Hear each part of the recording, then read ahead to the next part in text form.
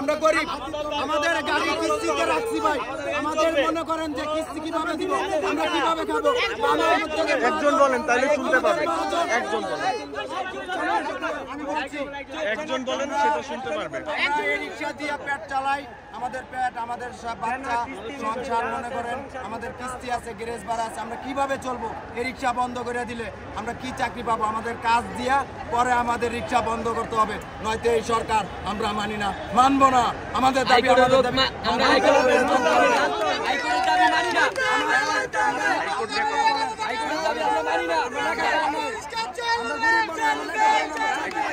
আমাদের সংসার চলে এসে দিয়ে আমাদের সংসার হচ্ছে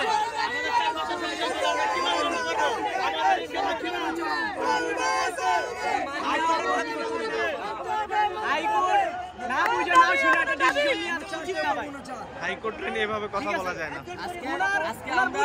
আজকে আমরা নামছি, কালকে আমাদের পরিবার নামবো।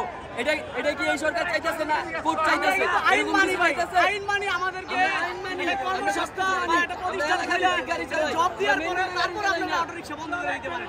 এমনি হুটার একটা রিকশার উপর 4 জন ফ্যামিলি, 4 জন পেট, ঠিক আছে?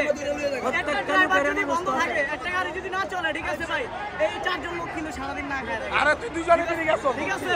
4 জন লোক না খায়, আমাদেরকে কাজ দিয়ে তারপর বলেন বলেন শুনছি। আমরা মেন রোডে উঠবার আগে আমরা গাড়ি নিয়ে রাখা, আমরা গরিব মানুষ, 30,000 টাকা গাড়ি কিনছি, এই গাড়ি নিয়ে রাখা। আরাম গেটের মোড় থেকে ভাই গাড়ি লয়ে 1200 টাকা রাখার বিল দেয়। এটা কি বুঝে 1200 টাকা রাখার বিল দেয়? আঙ্গো সামনে ব্যাটারি খুললা পুলিশে এই ব্যাটারি আবার সামনে বেচ চালায়। আঙ্গো সামনে নিয়ে আবার ব্যাটারি বেচ চালায় পুলিশে। পুলিশ ব্যাটারি খুলে লয় জায়গা ভাই, এটা কি মানা যায়? সব ব্যাটারি নিয়ে রাখা। ব্যাটারি খুলে পুলিশ লয় জায়গা। কোন জায়গায় এটা হয়? কোন জায়গায়? গাড়ি খুললা নিয়ে আবার বেচ চালায়, আবার আঙ্গো সামনে গাড়ির সামনে বেচ চালায়। আঙ্গো সামনে নিয়ে খুললা আবার আঙ্গো সামনে বেচ চালায়। এটা কোন কোন থানার পুলিশরা করেন? সব জায়গায় আচ্ছা, সব জায়গায় আঙ্গো সামনে খুলে আবার আঙ্গো সামনে নিয়ে বেচ চালায়। আরেকজনের কাছে বেচ চালায়। পুলিশ প্লাজার কনস্ট্রাকশন তাহলে আমরা কি ব্যাটারি টাকা কিনি না?